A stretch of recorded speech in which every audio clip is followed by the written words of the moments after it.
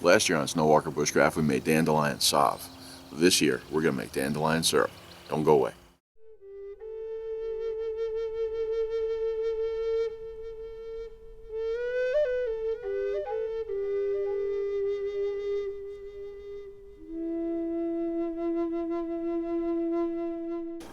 Alright, so the ingredients for the dandelion syrup, which is actually relatively easy to make, is going to be, you're going to need 50 to 60 dandelion blossoms. And what we're going to do is we're going to remove the stems and the greenery. The only thing that we want is the yellow blossom itself. We're going to wind up using the juice of 1 lemon. We're going to use 3 apples. We're going to peel these. We're going to chop them up into small pieces. You're going to need sugar. And then the last ingredient is going to be about 1 quart of water. So let's go ahead and we'll start with these ingredients now. See right here, we want to remove this green. And we only want the yellow. This is probably going to be the most time-consuming part. But the green is bitter. So we don't want that. So we're just going to keep on doing this until we're done. Alright, so this is what you should have after you're done processing your dandelions. These are nothing but the petals here. Here's your green here. We're going to discard this. The other thing that you want to look for is when you're cleaning your dandelions, you want to look for any insects or any dandelions that may not be good to use for your syrup. You want nice, clean, fresh dandelions. Okay, so again, look for insects, wash them, clean them, and then remove all the greenery from your petals, and you're just going to add this to your pot. Now we're going to move on to the apples.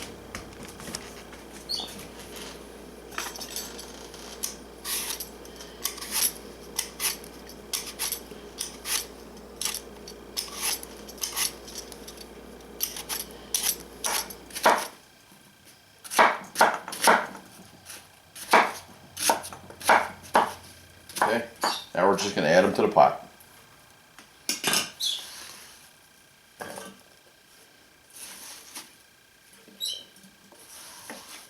Now we're going to take that juice of the 1 lemon. I just use a juicer. Okay, you're going to strain this off anyway, so don't worry about the pits.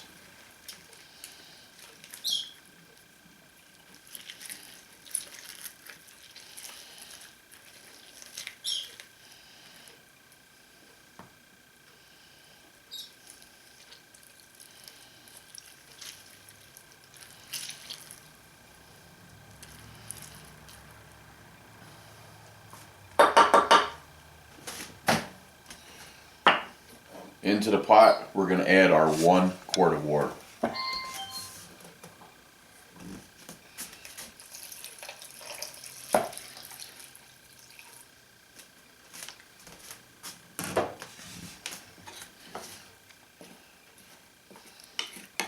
Just give it a quick stir.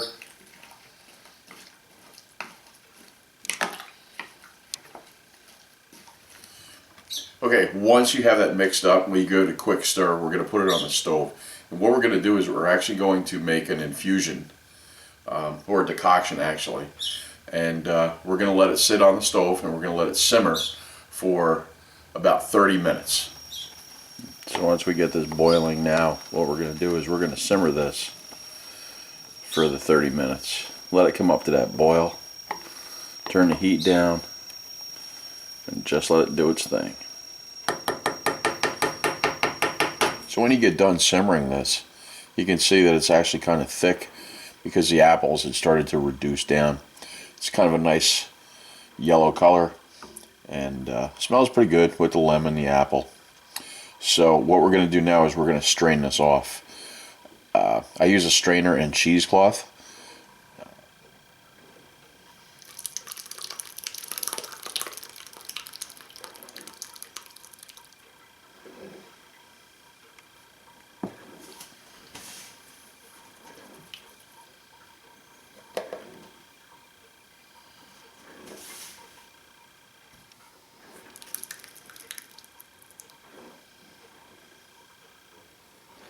Okay, so as you can see here, this is basically the leftover, and that's pretty hot still. So we're just going to let this drain off. And then when we're ready, we're going to transfer it back to the pot again. This part's a little confusing. I'm going to try to explain it to you as best as I can. You're going to need some type of kitchen scale. What you're going to want to do is you take the liquid and you have to weigh the liquid.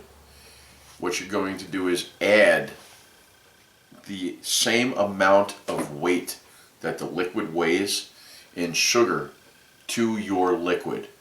You're going to mix that, and that's going to reduce down. Okay, we've measured out our sugar. We're just going to add it to the liquid.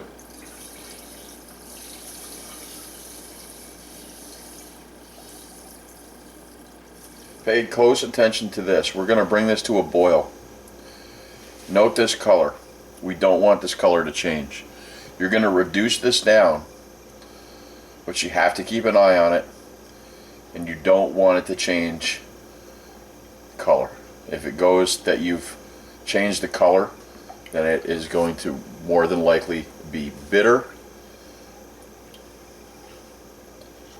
So we're going to add it to heat. We're going to bring it up to a boil, and we're going to reduce it. So I let this come to a boil, and as you can see, it actually has the color of a nice light syrup, almost like a honey. And it's actually pretty sweet. It's actually a lot sweeter than I thought it was going to be. My suggestion would be not to use as much sugar. I know what the weight says and I know what the recipe says. However, I would use less sugar. So it reduced down a little bit. We just brought it to a boil. That's what we have. The color didn't change. That's what we were starting with. So what we're going to do now is we're going to put this in the jars. We're going to let it cool. We're going to see what we have left. The good thing about this is that you can use this syrup just like you would use maple syrup. You can put it on your pancakes, you can put it on elber skivvies, you can put it on waffles, you can baste vegetables with it, and you can cook with it just as well, just like that. You probably take the place of using honey on, like, you know, honey glazed carrots or things of that nature. You can probably use it for ham as well. So let's just put it in our vessels, and we'll be done.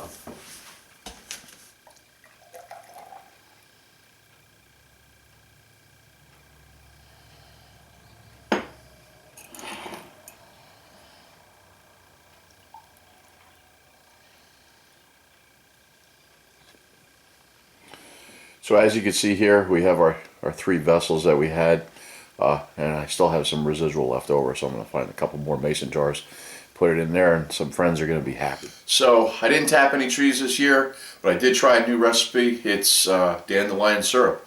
So I hope you like it. It's another tool for your toolbox in the homesteading series.